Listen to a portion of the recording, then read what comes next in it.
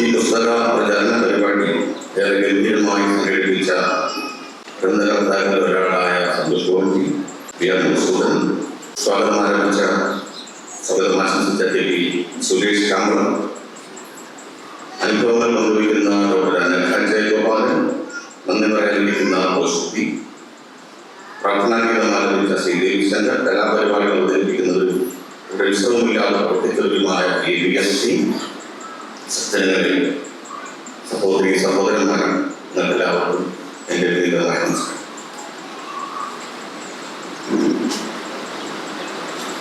കഴിഞ്ഞ ഡിസംബർ 16 തിരുവനന്തപുരത്ത് വെച്ച് പ്രകാശനം ചെയ്യപ്പെട്ട പുസ്തകമാണ് ഇന്ന് വിശേഷ പ്രചാരണ സമ്മേളനത്തിലൂടെ ആദരിക്കപ്പെടുന്നു. മതപരിവർത്തനങ്ങളുടെ കേരളാസ്തു ഇത് പ്രകാശനം ചെയ്തത് കേരളത്തിൽ ഏറ്റവും പ്രമുഖനായ ഒരു വ്യക്തിയാണ്. ഭാരതത്തിലെ ദേശീയ വിരുദ്ധ ശക്തികളോട് സന്ധിയില്ലാ സമരം പ്രഖ്യാപിക്കുകയും അതിന്റെ പേരിൽ ഏറെ കഷ്ടനഷ്ടങ്ങൾ അനുഭവിക്കുകയും ചെയ്ത ഭാരതത്തിലെ തന്നെ ഏറ്റവും മികച്ച പോലീസ് ഓഫീസറായിരുന്ന സത്യസന്ധതയ്ക്ക് പേര് കേട്ട ഡോക്ടർ ടി സെൻകുമാർജിയാണ് ഈ പുസ്തകം പ്രകാശനം ചെയ്തത്.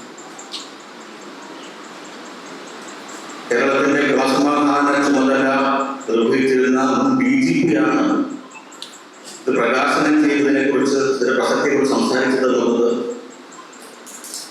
ഈ പുസ്തകം മുന്നോട്ട് വയ്ക്കുന്ന വിഷയങ്ങളുടെ ഗൗരവവും പ്രാധാന്യവും ഒരിക്കൽ കൂടി തമ്മിൽ ഓർമ്മിപ്പിക്കുന്നു. പ്രകാശനം ചെയ്തുകൊണ്ട് അദ്ദേഹം പറഞ്ഞത്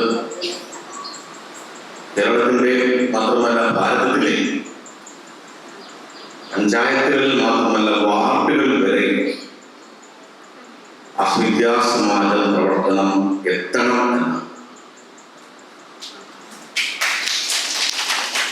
കഴിഞ്ഞ കാൽനൂറ്റാണ്ടിലേറെ കാലമായി ഈ രംഗത്ത് വിശ്രമമില്ലാതെ പ്രവർത്തിച്ചുകൊണ്ടിരിക്കുന്ന അവിദ്യാസമാജ പ്രവർത്തനത്തിൽ കിട്ടുന്ന ഏറ്റവും വലിയ ഒരു അംഗീകാരമായി ആണ് ഞങ്ങളതിനെ കാണുന്നത്.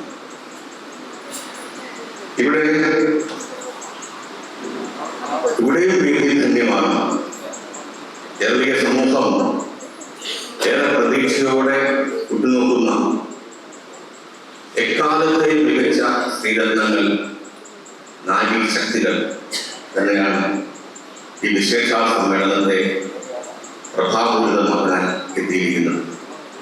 അതും ധന്യതയുടെ നിമിഷമായി കാണുന്നു. വിഷയത്തിലേക്ക് കടക്കുന്നതിന് മുമ്പായി ഒരു ചോദ്യം.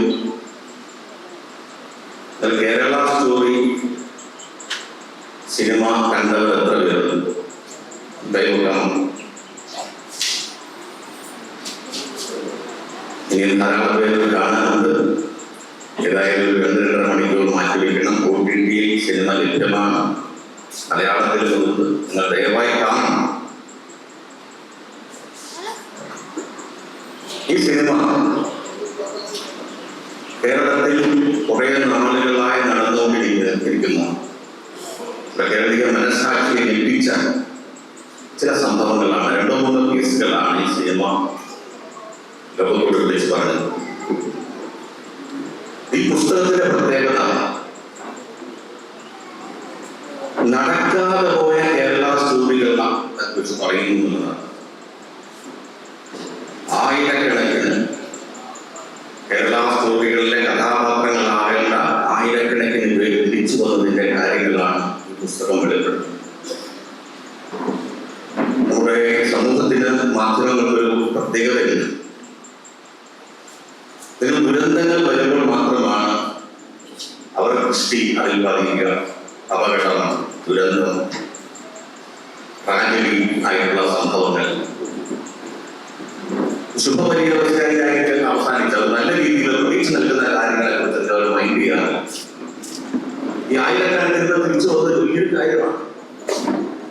ലോകത്തിന് തന്നെ എതിരായി പൊട്ടിത്തെറിക്കുമായിരുന്ന ആൾക്കാരെ അതിനെക്കുറിച്ച് ആൾക്കാർ ശ്രദ്ധിക്കാറില്ല. ഇനി ദുരന്തങ്ങളെ ചർച്ച ചെയ്താൽ പോലും കുറച്ച് കാലങ്ങളിൽ വീഴും. അതിന്റെ കാരണങ്ങൾ എന്താണ്, പോകാൻ കാരണങ്ങൾ എന്താണ്, എങ്ങനെ തടയാം എന്നും ഇവർ ചർച്ച ചെയ്യാറില്ല. പക്ഷെ ഈ പുസ്തകത്തിന്റെ ഏറ്റവും വലിയ പ്രത്യേകത ഇതിന്റെ രചയിതാവ്, പ്രധാന രചയിതാവ് സന്തോഷ് ഗോവിന്ദയാണ്. പത്രപ്രവർത്തകൻ കൂടിയാണ്, ഒരു രാഷ്ട്രീയ നേതാവ് കൂടിയാണ്. അദ്ദേഹം ഈ സംഭവങ്ങളുടെ പിന്നിലെ യാഥാർത്ഥ്യങ്ങളെ പഠിക്കുവാൻ തയ്യാറായി. ശരിയായ പത്രപ്രവർത്തകൻ ഇത് പോകാൻ എന്താണ് കാരണം, തിരിച്ചു വന്നവരാരെങ്കിലും ഉണ്ടോ, എങ്ങനെ തിരിച്ചു വന്നു, ഈ അന്വേഷണത്തിലൊടുവിലാണ് മാസ്റ്റർ വ്യാസമായി എത്തുന്നത്. പുസ്തകത്തിന്റെ പിറവിന്റെ തുടക്കം തന്നെയാണ്. ഈ പുസ്തകത്തിന്റെ പ്രസക്തി, ഏറ്റവും വലിയ പ്രസക്തി അതാണ്. രണ്ടാമത്, ആയിരക്കണക്കിന് തിരിച്ചു വന്നത് മാത്രമല്ല, സമൂഹത്തിനൊരു ശുഭ സന്ദേശം നൽകിയത് മാത്രമല്ല, തിരിച്ചു വന്ന 20-ലേറെ പേർ തങ്ങളുടെ അനുഭവങ്ങൾ ലോകത്തോട് പങ്കുവെച്ചുകൊണ്ട് ഈ വ്യാധിക്കെതിരെ യുദ്ധം ചെയ്യാൻ തയ്യാറായി. അവരുടെ ജീവിതം വിനിയോഗിച്ചു. അവർ ചെയ്തു പോയ തെറ്റുകൾക്കുള്ള പ്രായശ്ചിത്തം നൽകി. അവരുടെ അവസ്ഥ ഒരു കുട്ടിക്ക് ഉണ്ടാകാതിരിക്കാനായി, അവരുടെ കുടുംബം ചൊരിഞ്ഞ കണ്ണീർ മറ്റൊരു കുടുംബവും അനുഭവിക്കാതിരിക്കാനായിട്ട് ജീവിതം തന്നെ മാറ്റി വെച്ചുകൊണ്ട് പ്രവർത്തനത്തിലേക്ക് വന്നു. വളരെ വലിയൊരു കാര്യമാണ് ഈ കാലഘട്ടത്തിൽ. അതും ഈ പുസ്തകം അവർ അനുഭവങ്ങൾ വിശദീകരിക്കുന്നു. എട്ടാമത്തെ പ്രസക്തിയാണ്. മൂന്നാമത്തെ, ഈ പുസ്തകം മുന്നോട്ട് വയ്ക്കുന്ന ഒരു പ്രത്യേകത, സവിശേഷത, ഇന്നത്തെ നമ്മുടെ ശത്രുക്കൾ ഏതാണ് എന്ന് പരിചയപ്പെടുത്തുന്നു എന്നതിനാണ്. നമുക്ക് ഇന്നത്തെ ശത്രുക്കളെ കുറിച്ച് അറിയാം, അവർക്കെതിരെ പൊരുതിയ മഹാന്മാരെ കുറിച്ച് അറിയാം. ഇന്നത്തെ ശത്രുക്കളെ കുറിച്ച് അറിയാമോ?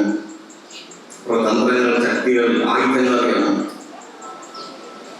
ഇതിഹാസ കാലങ്ങളിൽ നമുക്കറിയാം, വാൽമീകി രാമായണ സമയത്ത് ജനതയ്ക്കും ധർമ്മത്തിനും ശാസ്ത്രങ്ങൾക്കും എതിരെ പ്രവർത്തിച്ച ശത്രുക്കളെന്ന് അറിയാം. രാവണൻ, കുംഭകർണൻ പോലുള്ളവരാണ്. വ്യാസമഹാഭാരത കാലഘട്ടത്തിൽ എന്താണ് സംഭവിച്ചത്? കംസൻ, ജരാസന്ധൻ, ശിശുപാലൻ, നരകാസുരൻ, ശകുനി, ഗൗരവം. നമുക്ക് അവരെ കുറിച്ച് അറിയാം, നന്നായിട്ട് അറിയാം. ഈ പുസ്തകങ്ങൾ വായിക്കപ്പെടുന്നത്, ചർച്ച ചെയ്യപ്പെടുന്നു. അവർക്കെതിരെ പൊരുതിയ അവതാര പുരുഷന്മാർ ശ്രീരാമചന്ദ്രൻ, ശ്രീകൃഷ്ണ പരമാത്മാവിനെ കുറിച്ച് അറിയാം. ധർമ്മപക്ഷത്തെ കുറിച്ച് നല്ലവണ്ണം അറിയാം. ഗീത പഠിക്കുന്നത് എല്ലാം വളരെ നല്ല കാര്യം. ഇന്നത്തെ ശത്രുക്കൾ സനാതന ധർമ്മത്തിനും സംസ്കൃതിക്കും രാഷ്ട്രത്തിനും സജ്ജനങ്ങൾക്കും ഈ ലോകത്തിന് തന്നെ എതിരെ പ്രവർത്തിച്ച ശത്രുക്കളായാണ്. അവരുടെ തന്ത്രങ്ങൾ എന്താണ്, അവരുടെ ആയുധങ്ങൾ എന്താണ്, സന്നാഹങ്ങൾ എന്താണ് പഠിക്കില്ല. അതിനെ ഓർമ്മിപ്പിക്കുന്ന ഒരു പുസ്തകം കൂടിയാണ്. ക്ഷേത്ര വിദ്യാർത്ഥികൾക്ക് അറിയാം, നമ്മുടെ ആധുനിക ശത്രുക്കൾ, അവർക്കെതിരെ എഴുതിയ സ്വാതന്ത്ര്യ സമര സേനാനികളെ കുറിച്ച് അറിയാം. അതിർത്തി കൈയേറ്റാൻ സൈറസ്, ഡാരിയസ്, അലക്സാണ്ടർ, ഡിമോക്രിയസ്, സെലൂക്കസ്, ചാലന്മാർ, കുശാലന്മാർ, ഗുണന്മാർ, ഇൻഡോ പാർട്ടിയന്മാർ, പിന്നെ മുസ്ലിം ആക്രമണകാരികൾ ധാരാളം ആൾക്കാർ നമ്മുടെ ഭാരതത്തെ ആക്രമിച്ചിട്ടുണ്ട്. ജനതയെ യുദ്ധത്തിലാക്കി കാട്ടിയിരുന്നു. അറബികളുടെ ചിന്താക്രമണം, റോമനറ 711 മുഹമ്മദ് ബിൻ ഖാസിമിന്റെ ഹിന്ദു വിജയം, സുഹൃത്ത് ഗസ്നി, മുഹമ്മദ് ഗോരി, അതുപോലെ സുഹൃത്ത് പ്രഖ്യാഖിൽജി, അടിമവംശം, ഹിന്ദി വംശം, തുഗ്ലക് വംശം, സെയ്ദ് വംശം, ലോധി വംശം, നൂർ വംശം, മുഗൾ വംശം, ആക്രമണകാരികളായിട്ട് വന്ന മംഗോളിയൻ മുസ്ലിങ്ങൾ, അബ്ദാലി, തിമൂർ, നാദിർഷ, പിന്നീട് പോർച്ചുഗീസുകാർ, ഡച്ചുകാർ, ഫ്രഞ്ചുകാർ, ബ്രിട്ടീഷുകാർ, ഇതെല്ലാം നമുക്കറിയാം. ഇന്ന് ഭാരതത്തിനെതിരെ പ്രവർത്തിക്കുന്ന അയൽ രാജ്യങ്ങളെക്കുറിച്ചും ധാരണയുണ്ട്. പക്ഷെ നമ്മുടെ ഇടയിൽ പ്രവർത്തിച്ചുകൊണ്ട്, നമ്മുടെ കൂട്ടത്തിൽ തന്നെ നിന്നുകൊണ്ട് നമ്മുടെ കർമ്മത്തിനും സംസ്കൃതിക്കും ജനതയ്ക്കുമെതിരെ നീങ്ങുന്ന ശത്രുക്കളെ കുറിച്ച് നമുക്ക് ധാരണ വേണ്ടേ?